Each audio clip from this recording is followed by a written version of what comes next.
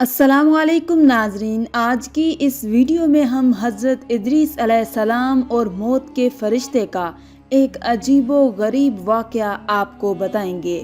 سیدنا ادریس علیہ السلام ایک دن اپنے کام سے فارغ ہو کر بیٹھے تھے کہ ملک الموت آدمی کی صورت میں مہمان کے طور پر رات کو حضرت ادریس علیہ السلام کے دروازے پر آن پہنچے۔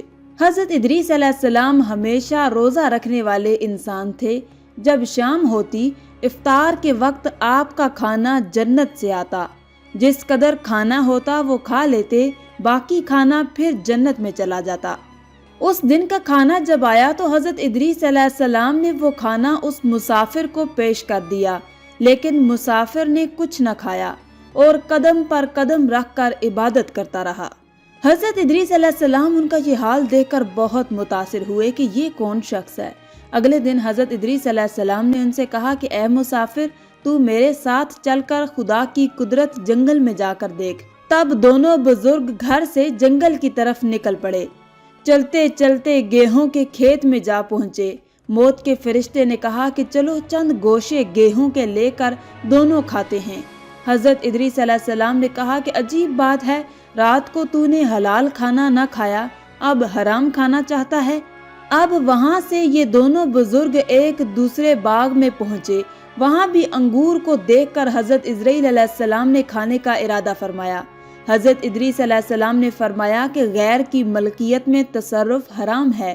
پھر جاتے جاتے ایک بکری دیکھ کر حضرت اسرائیل علیہ السلام نے کھانے کا ارادہ کیا تو حضرت ادریس علیہ السلام نے کہا کہ بیگانے کی بکری کو ذبح کر کے کھانا منع ہے۔ اسی طرح 3 روز تک دونوں آپس میں گفتگو کرتے رہے۔ جب حضرت ادریس علیہ السلام کو لگا کہ یہ شخص انسان نہیں معلوم ہوتا، یہ کون شخص ہے، اور فرمایا کہ خدا کے واسطے ظاہر تو کر کہ تو کون ہے۔ مسافر نے کہا کہ میں اسرائیل علیہ السلام ہوں۔ حضرت ادریس علیہ السلام نے کہا کہ سب مخلوقات کی جان تم ہی نکالتے ہو؟ انہوں نے کہا جی ہاں۔ حضرت ادریس علیہ السلام نے فرمایا کہ شاید تم میری جان قبض کرنے آئے ہو۔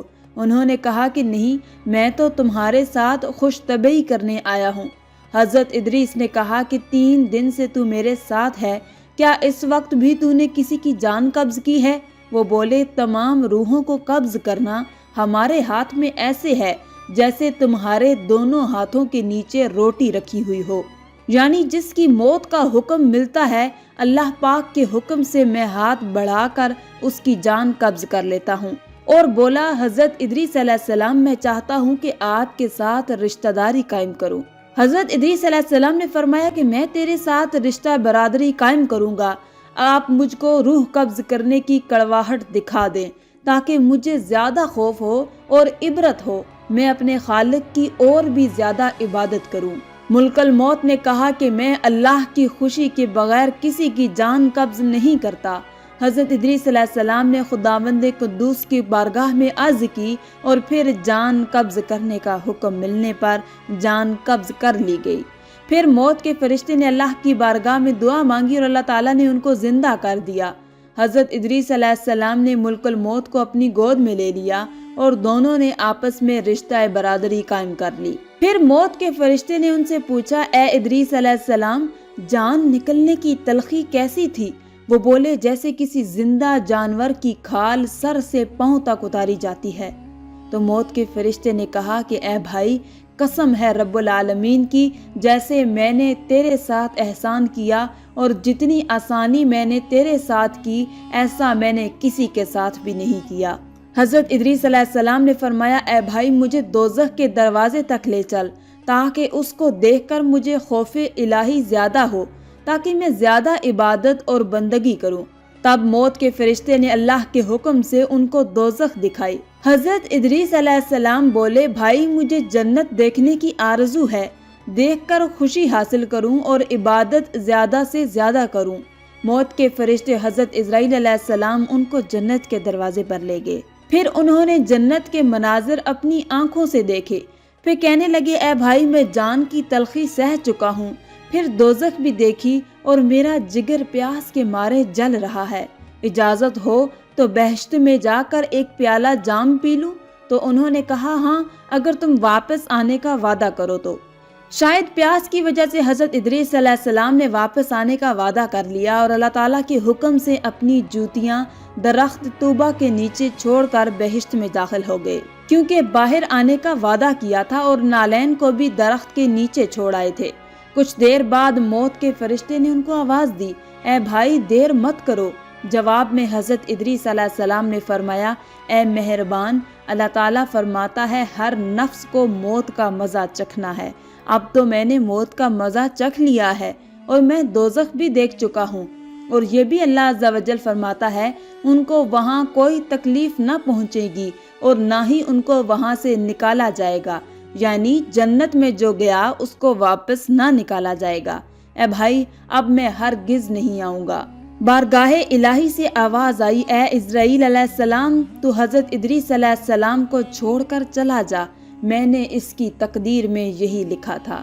حضرت ادریس علیہ السلام موت کا مزہ چکھ کر اور دوزخ کو بھی دیکھ کر جنت میں جا رہے تھے۔ تب حضرت اسرائیل علیہ السلام بولے، ہر نبی پر جنت حرام ہے جب تک کہ جنت میں خاتم الانبیاء حضرت محمد مصطفیٰ صلی اللہ علیہ وآلہ وسلم داخل نہ ہوں۔ پھر آواز آئی، اسرائیل، میں بہشت کو دریغ نہیں رکھتا، لیکن پہلے محمد صلی اللہ علیہ وآلہ وسلم داخل ہوں گے، ان کے بعد ان کی امت داخل ہوگی۔ حضرت ادریس علیہ السلام تو بہشت میں چلے گئے۔ اب ان کے سب فرزند ان کی جدائی میں گریہ ازاری کرنے لگے، ان کی یاد میں آنسو بہاتے اور بہت روتے۔ ایک دن ابلیس ان کے پاس آیا اور کہنے لگا کہ تم رویا مت کرو، میں تمہارے باپ کی سی ایک صورت بنا دیتا ہوں، تم اس کو دن رات دیکھنا اور پوجنا، اس سے تمہارا سب درد اور دکھ ختم ہو جائے گا اور تب تم سب خوش رہو گے۔ تبھی ابلیس نے ایک ایسی صورت بنائی کہ حضرت ادریس علیہ السلام کی شکل اور اس مورتی میں کوئی فرق نہ تھا، اور وہ لوگ اس صورت کو پوجا کرتے تھے، یہاں تک کہ دھیرے دھیرے بت پوجنے کا رواج پوری دنیا میں پھیل گیا۔ پورب سے لے کر پچھم تک یہ رواج جاری رہا۔ کوئی آدمی اللہ تبارک تعالیٰ کو نہ جانتا، نہ کسی کے پاس علم تھا اور نہ ہی اچھا عمل۔ بعد میں اللہ تعالیٰ نے حضرت نوح علیہ السلام کو پیغمبر بنا کر بھیجا تاکہ ان کو ہدایت کی راہ بتائے۔ آخر میں اللہ رب العزت سے دعا ہے کہ اللہ تعالیٰ ہمیں نیک اعمال کرنے اور برائی سے بچنے کی توفیق عطا فرمائے، آمین یا رب العالمین۔